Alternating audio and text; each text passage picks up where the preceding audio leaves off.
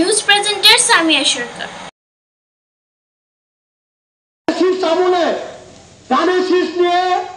নির্বাচনে বিজয় করার জন্য চেষ্টা করেছিলেন, তার কারণ এই হাসানকে ভোট দিলে আমরা এলাকার শান্তিতে থাকতে পারবো, এই হাসানকে ভোট দিলে দেশের উন্নয়ন হবে।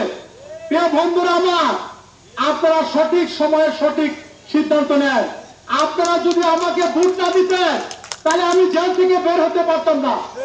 আপনারা যদি হায়না সরকারের আমলে দাঁড়িয়ে সৃষ্টি যদি পাঁচটা করাতেন তাহলে কিন্তু আমি এই রাস্তাঘাট উন্নয়ন আমি এই ইউনিয়নে কোনো সময় হতো না। প্রিয় বন্ধুরা, এই দেশ থেকে বিতাড়িত হচ্ছে।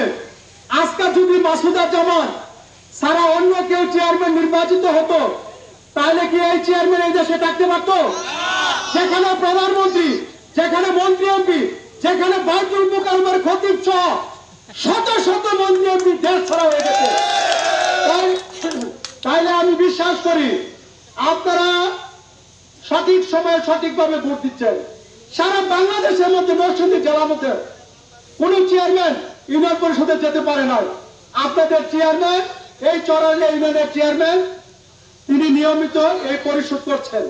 এটা তাইলে বোঝা গেল যে আপনারা সাধারণ মানুষ সঠিক সময়ে সঠিক সিদ্ধান্ত নেয়। তাই আমি আপনাদের পাশে আছি। আপনাদের এমন নেতা ছিলেন, আপনাদের সাবেক চেয়ারম্যান যখন রাজনীতির কারণে জেলে গেছেন তখন উনি আমাকে প্রতিদিন একটা টাইমে ফোন দিতেন, আমার সন্তান আমার পরিবারের জন্য খোঁজ খবর রাখতেন। বর্তমান এমন নেতা পাওয়া যায় না। তাই আমি নুর ইসলাম ভাইয়ের হয়ে আপনাদের কাছে দোয়া চাই। অবশেষে নুর ইসলাম ভাইয়ের রুহের মাগফিরাত কামনা করে আমি বক্তব্য শেষ করি। তিনি নরসিংদী জেলা বিএনপির সঙ্গে বহু বছর যাবৎ জড়িত ছিলেন এবং নরসিংদীর জনগণের অত্যন্ত প্রিয় মানুষ ছিলেন এবং সেখানে তিনি শহীদ জিয়ার আদর্শকে প্রতিষ্ঠিত করতে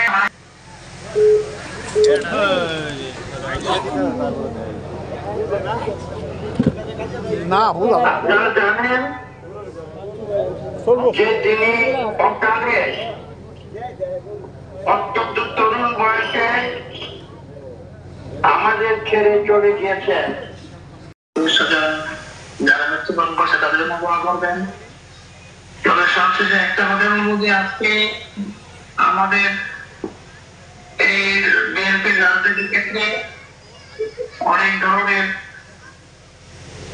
জাস্টিস হচ্ছে। দোষী কেউ দোষ পারলে কোথাও কারো সমর্থন আছে। তবে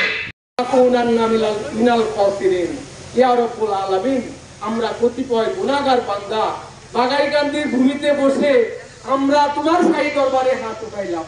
আল্লাহ তুমি আমাদের জীবনের গুনাহগাতা মাফ করে দাও। আল্লাহ তুমি আমাদেরকে মাফ করে দিলে